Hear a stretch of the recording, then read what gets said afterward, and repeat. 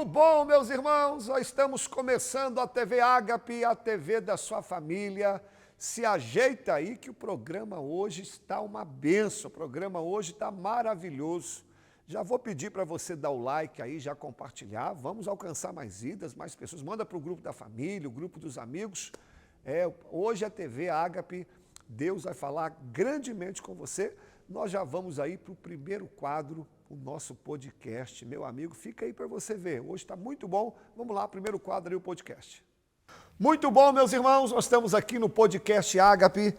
Esse quadro tão maravilhoso, tão especial. Toda semana a gente recebe aqui um convidado. Estamos sempre aprendendo. E hoje eu tenho a honra, tenho o privilégio de receber aqui a Aline Casagrande. Ela é uma empresária aqui da cidade, ao lado do seu esposo Robson. São membros aqui. E ela também é uma analista comportamental. Então hoje nós iremos bater um papo sobre isso. Aline, aperta a minha mão aqui. Prazer enorme ter você aqui. Cumprimento o pessoal para a gente já dar início aqui ao nosso bate-papo.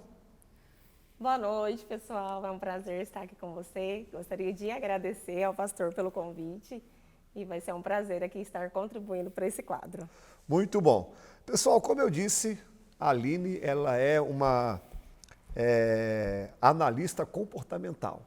E para a gente já dar início aqui, Aline, explica aqui para nós o que seria essa profissão, qual que é o papel de vocês para a gente entender qual que é essa função aí.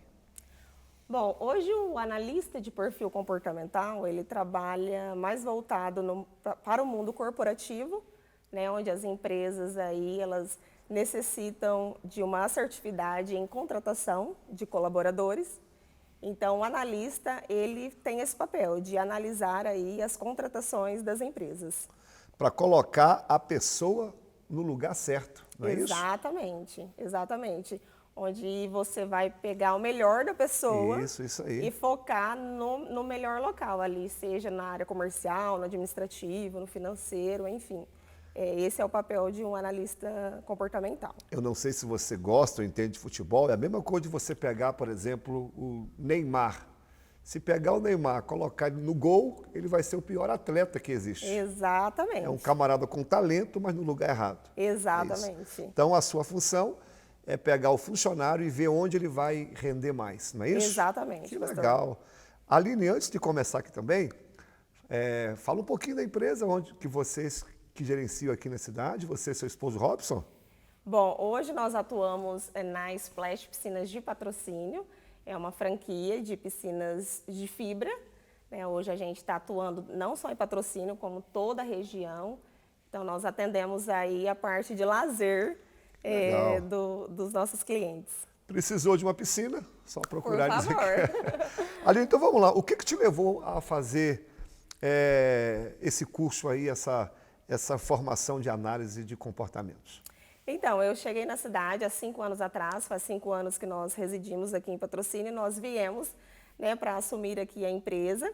E um dos maiores desafios quando nós chegamos, que eu acredito que seja a dor e o desafio de todos os empresários, é a contratação. Nesse meio período, né, nesse período aí de adaptação com a cidade, eu já comecei a fazer alguns cursos, né, de desenvolvimento pessoal, né, para aplicar na minha vida, na minha casa. E em um desses cursos eu conheci a formação de analista de perfil comportamental e foi um grande divisor de águas para mim, não só para a empresa, mas também para o meu casamento, enfim, para todas as áreas da minha vida. Foi muito bom. Chegou na sua vida e mudou a história. Exatamente. Que legal. E como funciona a análise de perfil, para a gente entender um pouquinho também, Aline? Então, pastor, a análise de perfil, ela é feita a coleta de dados, é coletado dados, que através desses dados, os dados vão mostrar a tendência das pessoas em ações, decisões, né, tomada de decisão, como que ela pode reagir a determinada situação. Sim. Então, a análise, ela traz esses resultados aí para serem aplicados. Né? Mas vou dar um exemplo de forma prática. Vamos supor Sim. que eu estou procurando emprego e eu vi que a Splash está precisando de funcionários. Sim. Aí eu cheguei lá querendo um emprego. Então, eu vou me deparar contigo lá, não é? Sim. E como que você vai fazer essa análise a meu respeito? Como que funciona? Primeiramente, eu faço uma entrevista para me conhecer ali, né, as coisas mais básicas, assim, Sim, em sim. relação à pessoa.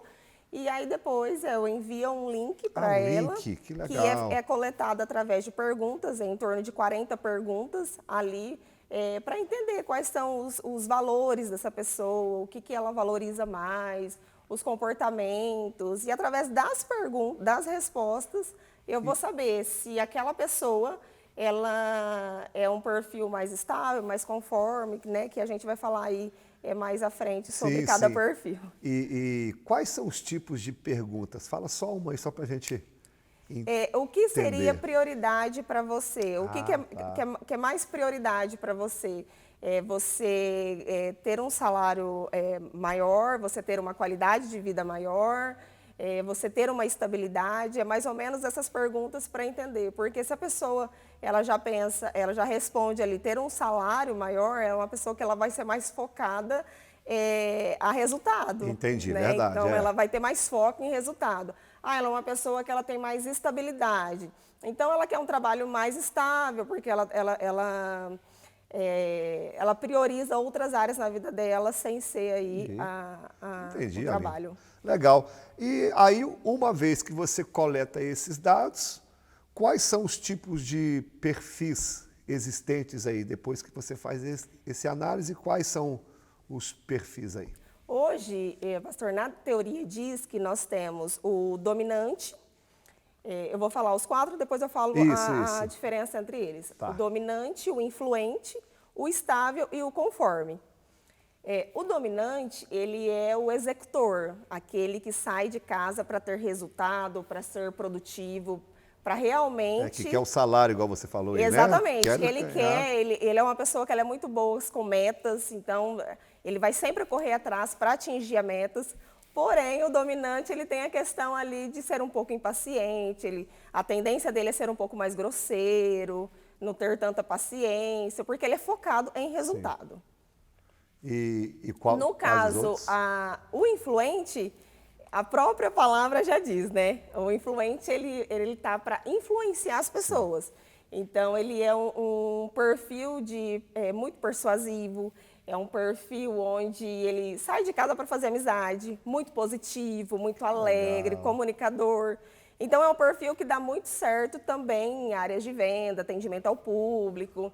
É um perfil que realmente ele vai ser muito feliz no que ele está fazendo. O dominante, o que é o anterior, ele se encaixa mais em qual área dentro de uma empresa? O dominante depende do setor ali, depende da empresa, Sim. mas a empresa que é mais voltado com metas, o melhor lugar é colocar ele num setor de vendas. Entendi.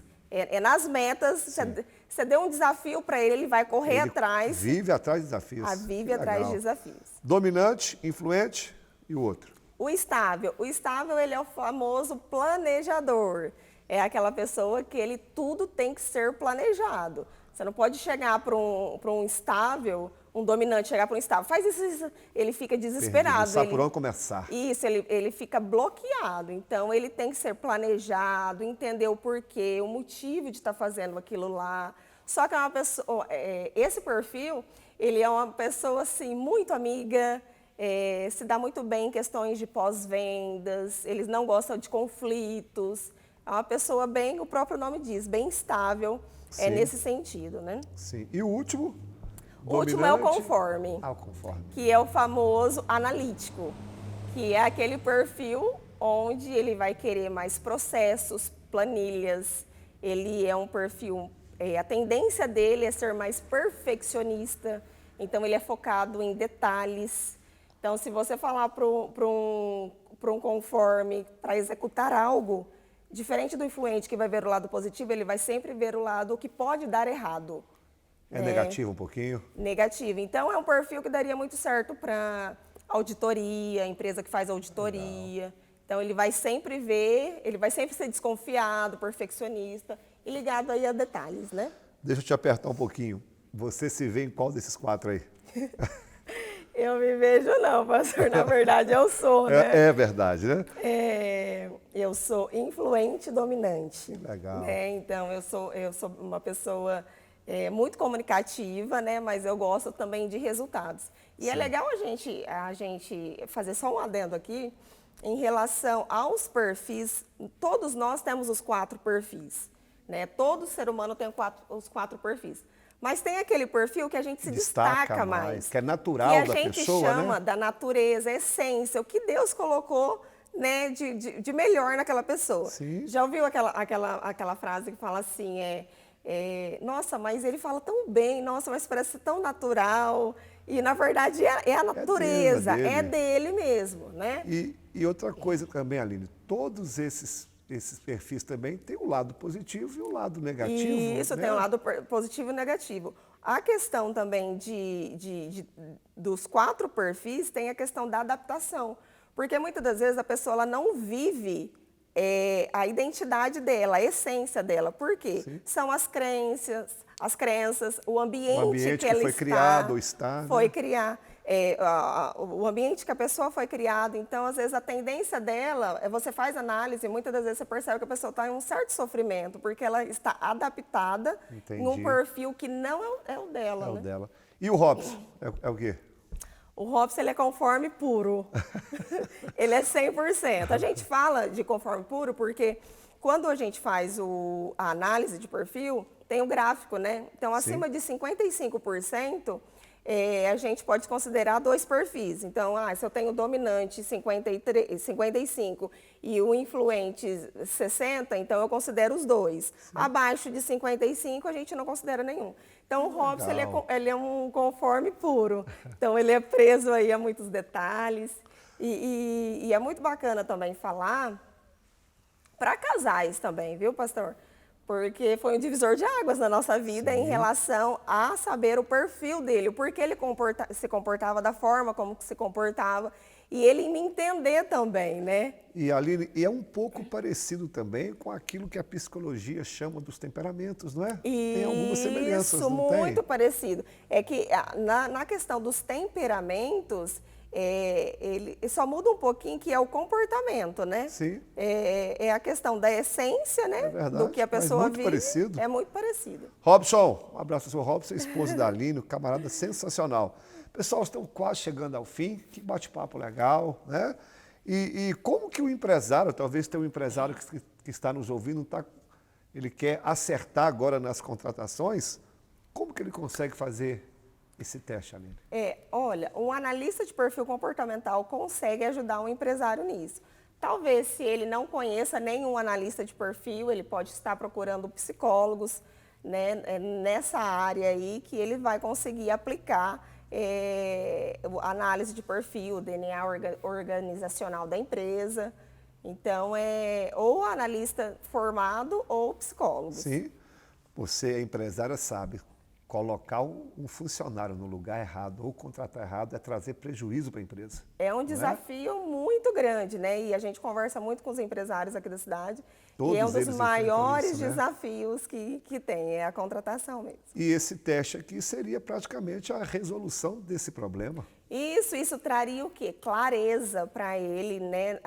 Em questão aí de olhar para a empresa e entender que muitas das vezes ele tem uma pessoa muito comunicativa no financeiro, no administrativo, que talvez essa pessoa ela vai performar melhor em vendas, né, no setor comercial. Então, ele vai ter essa clareza aí. E para terminar, Kelly, você aplica esse teste? Talvez tenha alguém nos ouvindo aí que quer te contratar, não está aguentando mais colocar o funcionário aqui no lugar errado. Como que faz para te contratar? Ou se você atende também, né? Sim, eu faço atendimento nas empresas. Às vezes, se o empresário quiser fazer dele primeiro para entender como que a gente faz a análise e aí a gente faz a devolutiva, que é onde a gente vai pontuar os pontos fortes e os pontos fracos daquele perfil, dentro daquele perfil.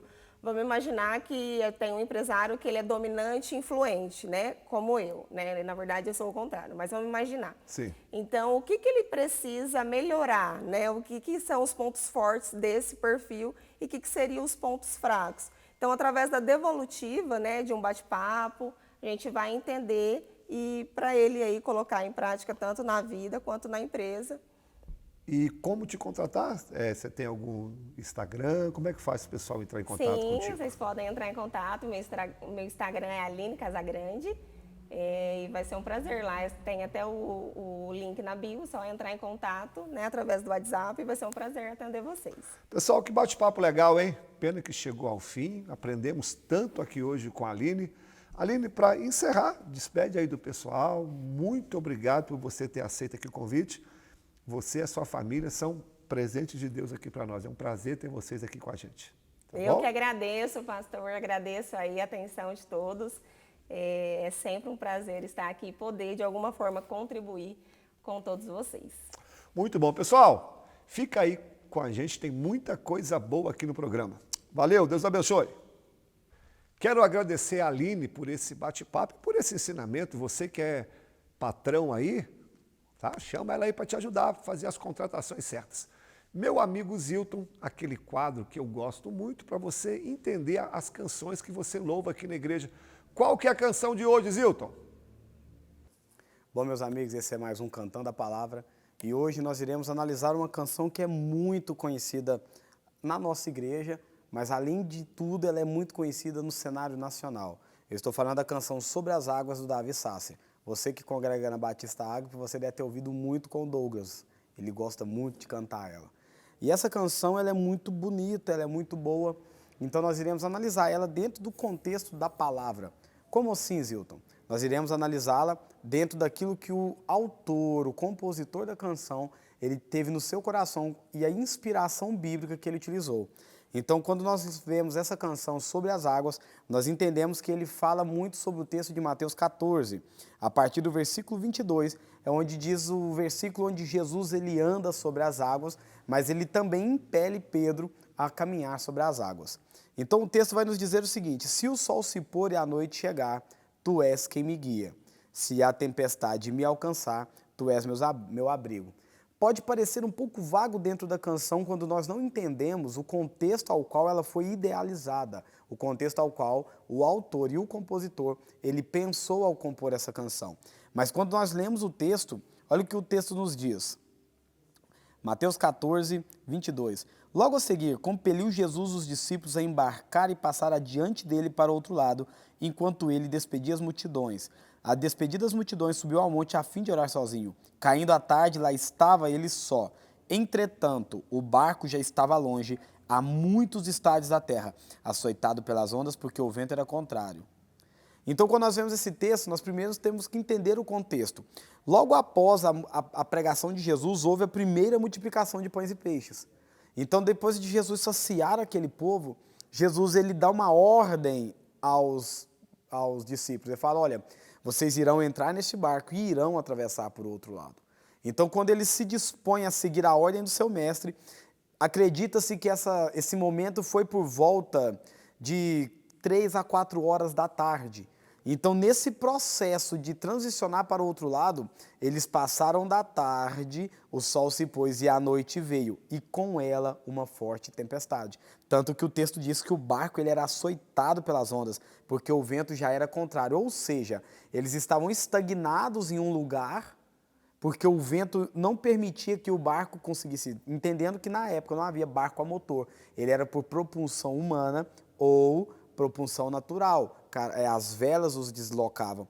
Então, quando ele diz aqui na canção que se o sol se pôr e a noite chegar, tu és quem me guia. Por quê? Porque eles estavam indo na direção daquilo que Jesus declarou. Atravessem para o outro lado. O seu norte, o seu guia era a palavra e a diretriz que Deus deu. Porém, se a tempestade me alcançar, tu és meu abrigo. Ou seja, eles estavam em um barco, mas eles criam na palavra de que eles iriam alcançar naquele lugar. Então a canção vai dizer o seguinte: se o mar me submergir, a tua mão me traz à tona para respirar e me faz andar sobre as águas. Tu és o Deus da minha salvação, és o meu dono, minha paixão, a minha canção e o meu louvor. Então, Zilton, como assim, essa parte da canção, então eles pulam todas as questões? Sim. O texto bíblico vai nos dizer que durante um momento onde, na quarta vigília da noite, já na madrugada, Jesus foi ter com eles andando sobre o mar. Então, os discípulos assustados, eles exclamaram assim, seria um fantasma? aqueles homens caminhavam com Jesus. Nós vemos que o ministério profético era extremamente corajoso. Eles ficaram com muito medo. Mas quando Jesus disse, tem de bom ânimo, sou eu, não tema, Pedro, cheio de uma convicção, cheio de uma coragem, ele diz o seguinte, Senhor, se és tu, me manda ir ter contigo. E então Jesus dá uma ordem para Pedro, vem. E Pedro vai. Porém, o texto bíblico vai nos dizer o seguinte no versículo 29. E ele disse, vem. E Pedro, descendo do barco, andou por sobre as águas e foi ter com Jesus. Reparando, porém, na força do vento, teve medo. E começando a submergir, gritou, salva-me, Senhor. E prontamente Jesus estendeu a mão, tomou-lhe e disse, homem de pequena fé, por que duvidastes? Subindo ambos para o barco, cessou o vento. E o adoraram, dizendo, verdadeiramente és o Filho de Deus. Então, aqui no texto, ele já sai da posição de alguém que está caminhando na visão do Senhor, né, que estava dentro de um barco, para alguém que sai do barco. E na canção ele já fala como um Pedro que caminhou sobre as águas, ele já fala como um Pedro que passou pela experiência traumatizante. E ele fala, eu tenho hoje a convicção que se eu submergir, a tua mão me traz à tona para respirar. E que se o Senhor é o Deus da minha salvação, é o meu dono, é minha paixão, és a minha canção, é o meu louvor. Então a canção ela fala de um Pedro agradecido, de um Pedro que entendeu que em qualquer circunstância Deus estava ali. No texto nós vemos que Pedro ele grita assustado, Senhor, me salva. Mas ele estava tão focado na tempestade, tão focado no problema, tão focado na circunstância, que ele não reparou que Jesus estava muito próximo, porque o texto vai dizer que Jesus estendendo a mão, Jesus estava perto. E a parte mais interessante é que Pedro, primeiramente, ele caminhou sobre as águas, em cima de uma palavra, mas ele volta para o barco caminhando também sobre as águas, porque esse encontro não foi à borda do barco, esse encontro não foi à proa do barco, esse encontro foi em meio ao mar agitado, em meio à turbulência. Ou seja, o que o autor, o compositor ele quis dizer? Eu sei que eu posso até caminhar pela palavra e eu posso desvencilhar, eu posso cair, mas o Senhor é o Deus da minha salvação. E através do Senhor, se eu te clamar e eu te chamar, eu voltarei a andar sobre as águas. Aqui ele fala que o Senhor que o submergiu, que o impediu de cair, de afundar no mar, é o mesmo Deus que volta caminhando com ele sobre as águas. Então, por muitas das vezes, nós temos entendido essa canção errado. Nós achamos que é da experiência de sair do barco, mas essa canção fala da experiência de voltar para o barco, segurando na mão daquele que não permitiu que você afundasse.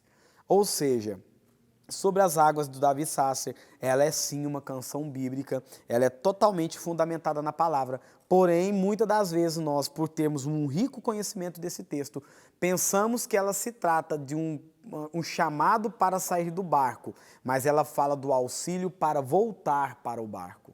É com o Senhor, pastorzão. Valeu, Zilton, obrigado. Já deu like? Compartilhou? A gente pede para você fazer isso para a gente dar mais engajamento. Quando o YouTube percebe que você deu like e está compartilhando, ele ajuda a divulgar mais esse programa aí. Então nos ajude.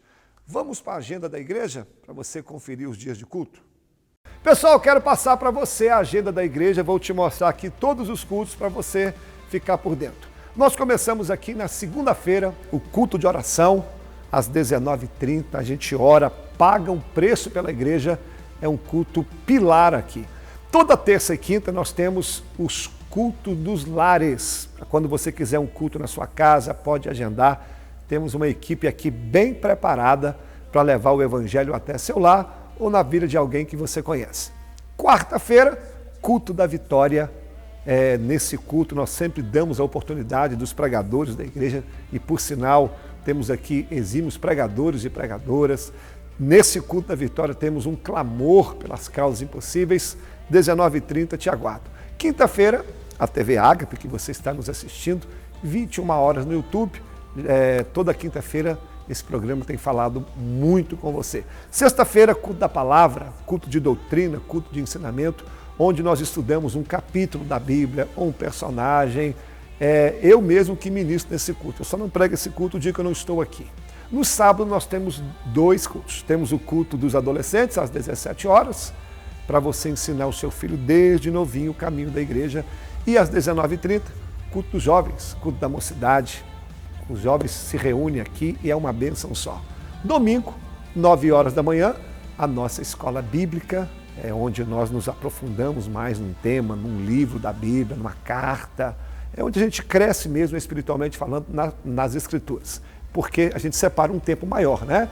E domingo à noite, culto da família, onde nós celebramos ao Senhor, ouvimos uma palavra de esperança e colocamos a nossa semana nas mãos do Senhor.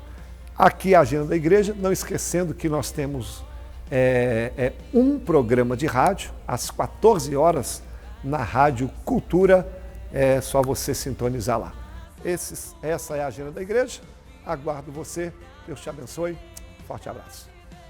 Aproveitando aí que você viu a agenda, esse mês de março é aniversário da igreja, 14 anos para a glória de Deus, e todo culto, quarta, sexta, domingo, haverá sorteio de brindes. Estamos aqui te esperando, os colegas pastores estarão com a gente aqui ministrando a palavra. Mês de março, te aguardo aqui no aniversário da igreja. A Adriana agora com o quadro também, que eu admiro muito, gosto, é para você entender o versículo dentro do seu verdadeiro contexto. Qual que é o versículo de hoje, Adriana? Olá, meus amigos, cumprimento vocês com a paz do Senhor. Hoje eu estou aqui para trazer mais um quadro, texto com contexto com vocês. E hoje nós vamos fazer bastante isso, vamos falar de contexto de uma passagem bíblica que é muito usada no nosso meio cristão. Eu não vou dizer que é usada da maneira incorreta, porque eu não acredito nisso, mas ela é usada de forma descontextualizada. Por quê? As pessoas não costumam saber do que se trata e o que Deus estava falando quando Ele disse essa passagem. Quero que você abra sua Bíblia em Jeremias 29:11. Eu me arrisco a dizer que tem muitos cristãos aí que estão assistindo que já sabem de cor essa passagem. Fala assim: porque sou eu quem conheço os planos que tenho para vocês, diz o Senhor. Planos de fazê-lo prosperar e não de lhes causar dano. Planos de dar-lhes esperança e um futuro. Então é uma passagem muito bonita, é uma passagem muito forte e que a maioria das pessoas utilizam aí como uma grande promessa de Deus, né, para o seu povo. E não tem nada de errado nisso, né? Como eu disse, de fato, era uma promessa ali para o seu povo, só que ela tem um contexto muito interessante e que se a gente usar somente como uma promessa hoje, a gente perde muita coisa e muita pérola dessa passagem que é muito bonita, né? Que é uma promessa muito bonita. Se você pegar o contexto ali de Jeremias, é um livro de um profeta que ele foi incumbido ali por Deus, né, de avisar o povo para se converter dos maus caminhos, para se arrepender, para deixar a idolatria, para deixar o pecado. Só que o povo chacotava de Jeremias, o povo não estava nem aí com a mensagem pregada por Jeremias. Então, infelizmente, aquele povo não se arrependeu. E lá no capítulo 25 de Jeremias, Deus ele dá um decreto para aquele povo. Vamos ler para a gente entender por que os judeus escutaram isso de Deus. Começa ali no versículo 3, repito, capítulo 25, a partir do versículo 3, nós vamos ler ali até o 12, né? Fala assim: durante 23 anos a palavra do Senhor tem vindo a mim, e eu tenho anunciado a vocês dia após dia, mas vocês não me deram ouvidos. Embora o Senhor tenha enviado a vocês os seus servos, os seus profetas, dia após dia, vocês não ouviram nem lhes deram atenção. Quando disseram, converta-se cada um de seus maus caminhos e de suas más obras, e vocês permanecerão na terra que o Senhor deu a vocês e aos antepassados para sempre. Mas vocês não me deram ouvidos e me provocaram a ira que me fizeram com os ídolos que vocês mesmos fizeram, trazendo desgraça sobre si, diz o Senhor. Portanto, presta atenção nisso aqui, assim diz o Senhor dos Exércitos, visto que vocês não ouviram as minhas palavras, convocarei todos os povos do norte e o meu servo Nabucodonosor, rei da Babilônia, declara o Senhor. E os trarei para atacar essa terra, os seus habitantes, todas as nações ao seu redor. Eu destruirei completamente e os farei um objeto de pavor e de zombaria e uma ruína permanente. Darei fim às vozes de júbilo e de alegria, às vozes do noivo e da noiva, ao som do moinho e à luz das candeias.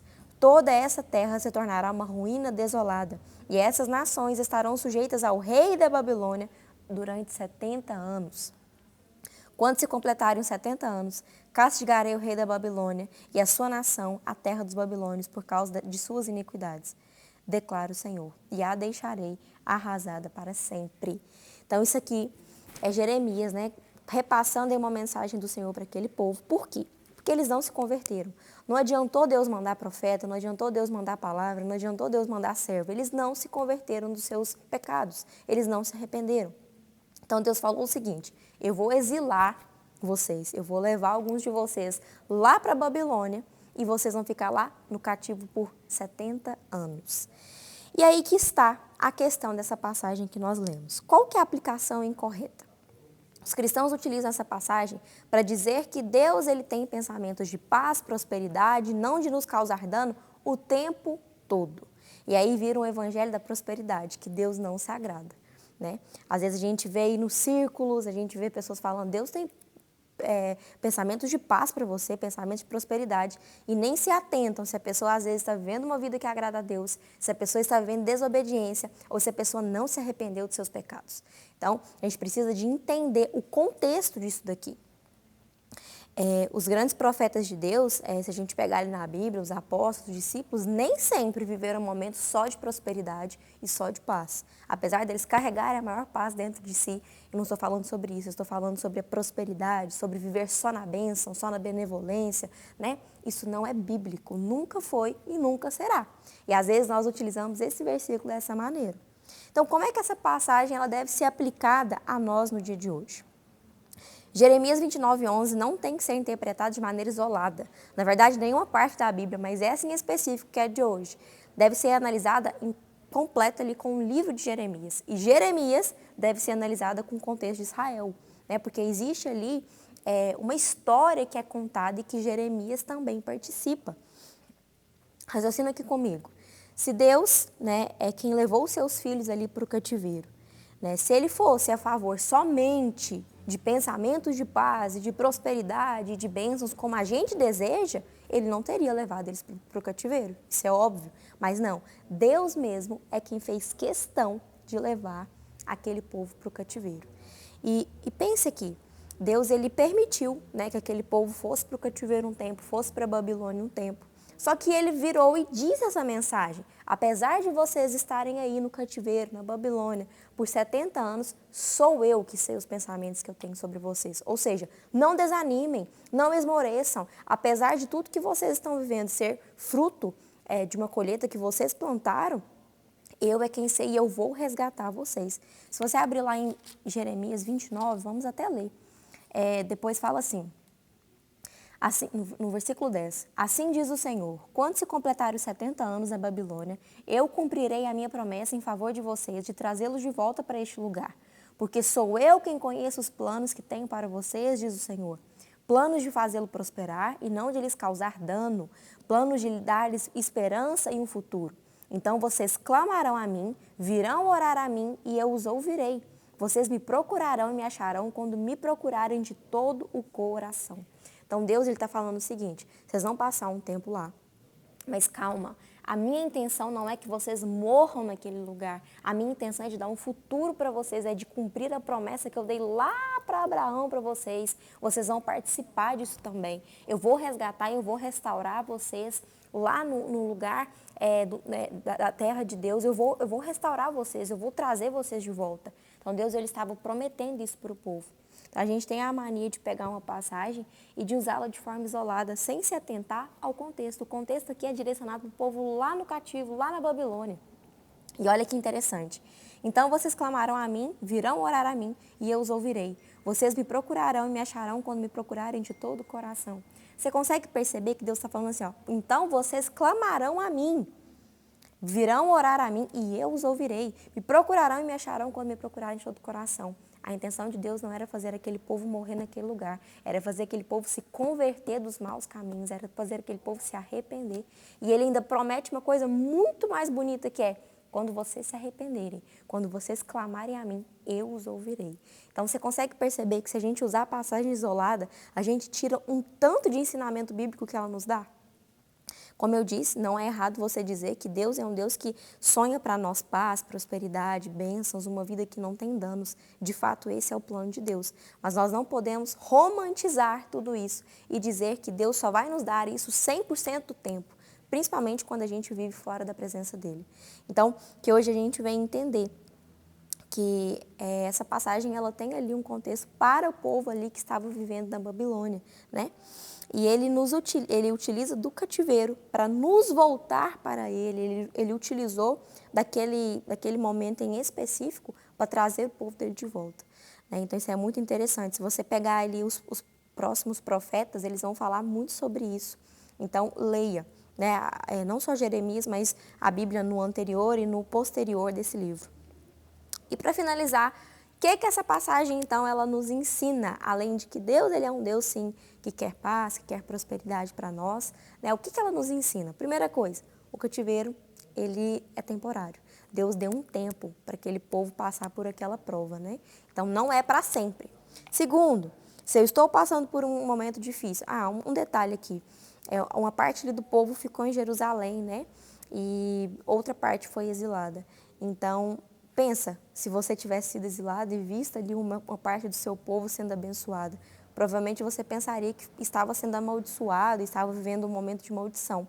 Mas nem sempre. Às vezes, o meu irmão está vivendo algo que eu gostaria de viver no momento e eu não estou vivendo aquilo, estou vivendo um momento de prova.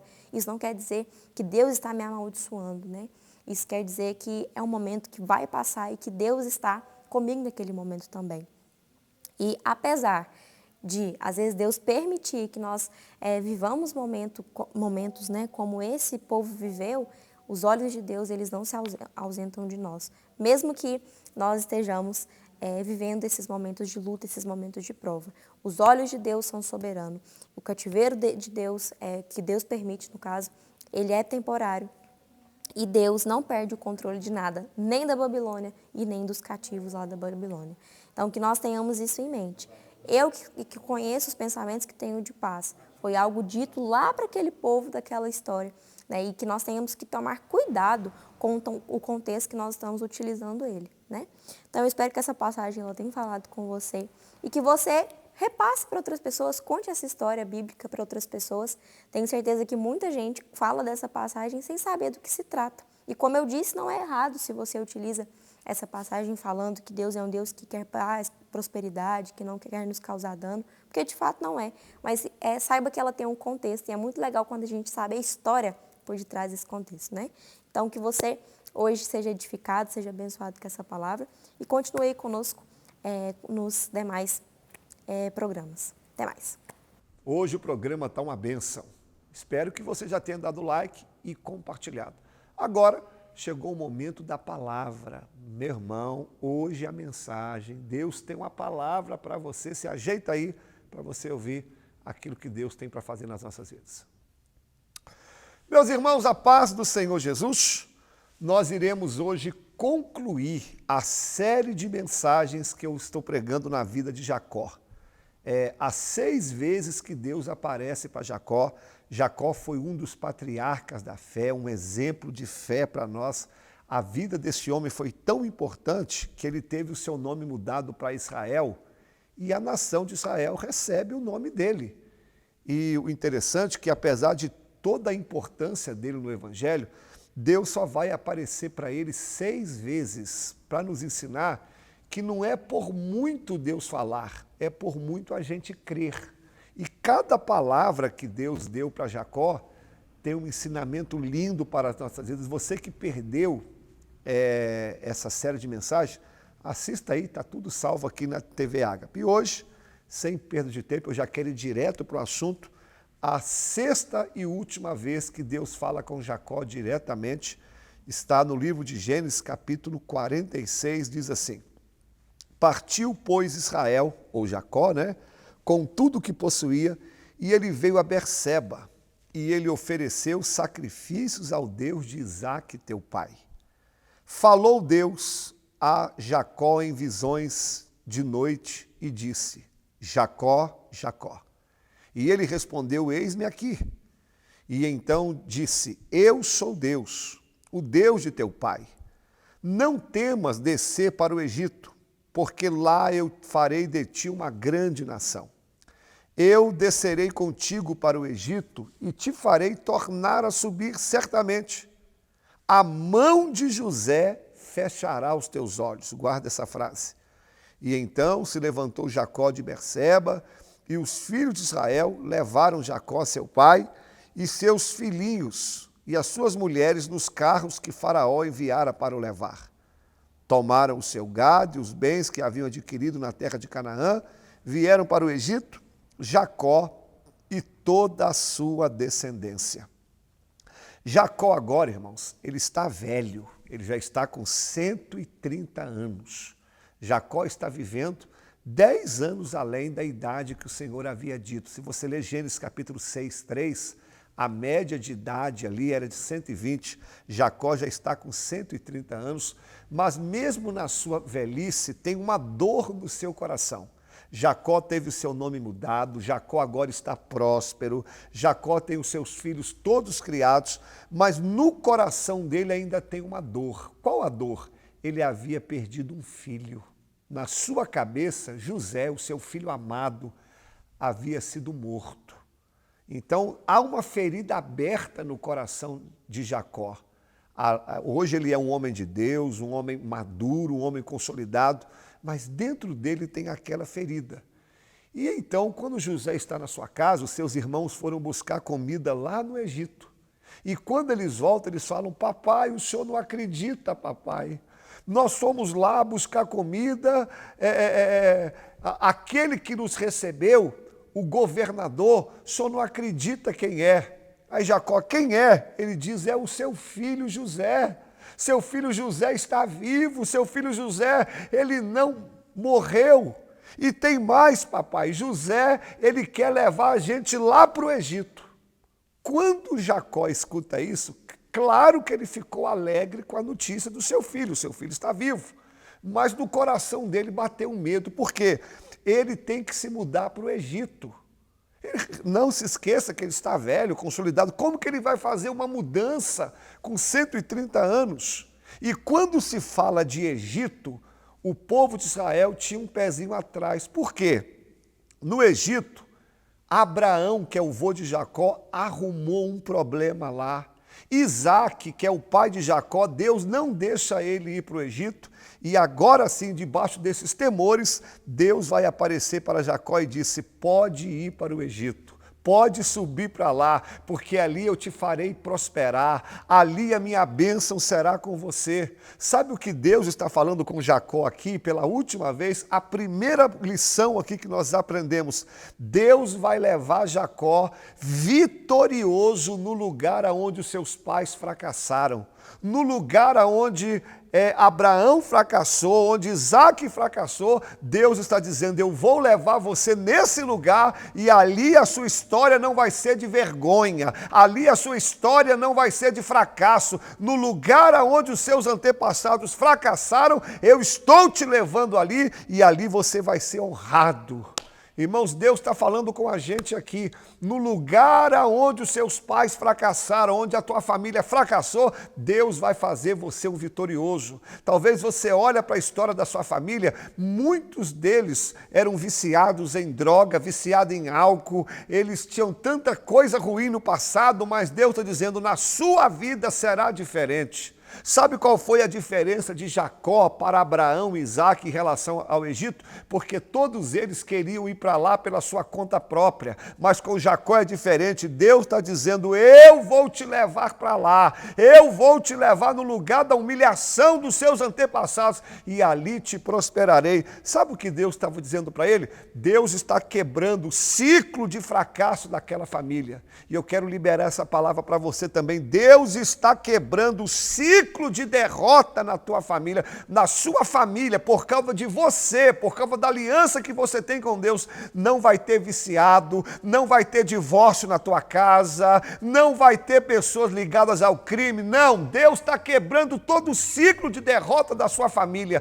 Acabou. Deus vai te levar vitorioso no lugar onde os seus pais fracassaram. Recebe essa palavra aí. E olha o que Deus vai dizer para Jacó: Jacó, o seu filho José lá no Egito, ele irá pôr as mãos sobre os seus olhos. Por que Deus está falando isso com Jacó? Se você ler Gênesis 37, 25, quando Jacó recebe a notícia que José está morto, olha o que José vai dizer: chorando, chorando, eu descerei ao meu filho até a sepultura. Quando Jacó recebe a notícia da morte do seu filho José, ele disse, eu vou enterrar meu filho com lágrimas. Mas Deus está dizendo, Jacó, você achou que ia descer à sepultura com lágrimas, mas esse José que você achou que estava morto, ele vai colocar a mão nos seus olhos e vai enxugar as suas lágrimas. Olha, irmãos, Deus vai fazer isso na sua vida também. Ele vai te surpreender. Sabe aquilo que você achou que nunca mais veria? Sabe aquilo que você achou que nunca mais iria ver? Deus está dizendo, eu vou colocar diante dos seus olhos. Jacó pensou que nunca mais iria ver José, mas Deus está dizendo, eu vou colocar José diante dos seus olhos, eu vou colocar aquilo que você jamais esperava diante de você. Talvez eu esteja pregando para alguém agora que você disse, eu jamais vou ver a minha família na igreja, eu jamais verei meu ministério crescendo, eu jamais verei isso, é impossível. Deus está dizendo, eu vou colocar diante dos seus olhos aquilo que você acha que está morto. Os seus olhos verão a tua família na igreja, os teus olhos verão a bênção de Deus se cumprindo, os teus olhos verão a promessa do Senhor concretizando na sua história. Recebe essa palavra em nome de Jesus. Aí, se você ler Gênesis capítulo 48, verso 10, para nós terminarmos aqui, agora Jacó já está velho. E a Bíblia vai dizer que os seus olhos estão escurecidos pela velhice, ou seja, ele já não enxerga bem. E José vai trazer seus 2 filhos até seu pai. José chega, papai, aqui estão os meus 2 filhos, Manassés e Efraim. Manassés é o primogênito e Efraim é o segundo filho. Eles nasceram aqui do Egito. Sabe o que Jacó vai dizer?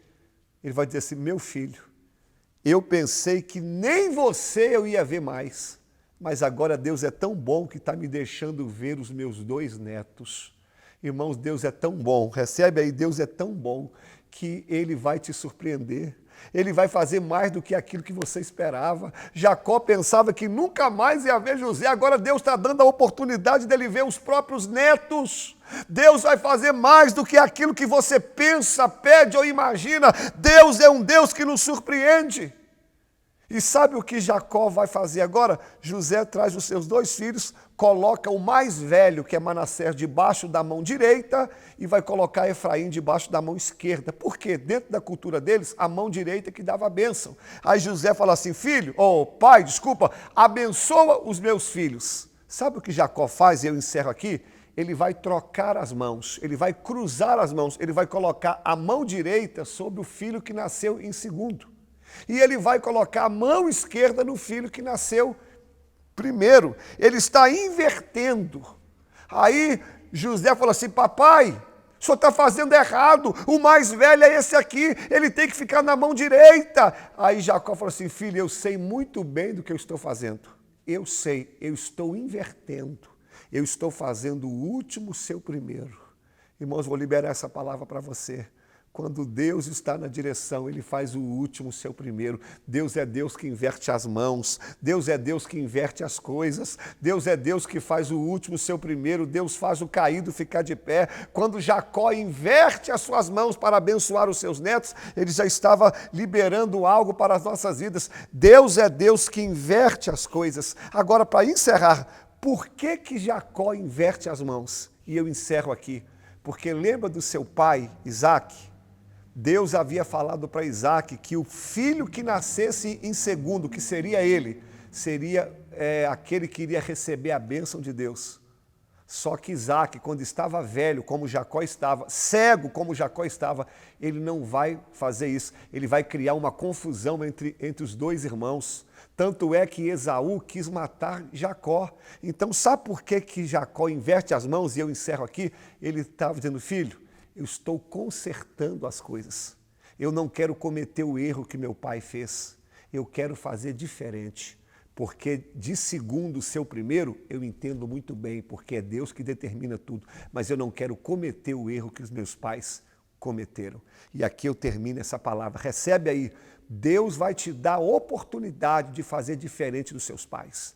Deus vai te dar a oportunidade para você não cometer os mesmos erros do passado. Deus vai te dar uma chance, Deus vai te dar a oportunidade para você cancelar os erros do passado. Deus vai te dar uma chance para você fazer diferente. Deus vai fazer algo tão grande na tua vida como fez na vida de Jacó, que você vai mudar a história que foi feita de forma errada. Deus vai te dar essa oportunidade. Recebe essa palavra aí. Deus é Deus que vai inverter as coisas, Deus vai mudar a lógica, Deus vai te dar uma oportunidade para você reescrever essa história.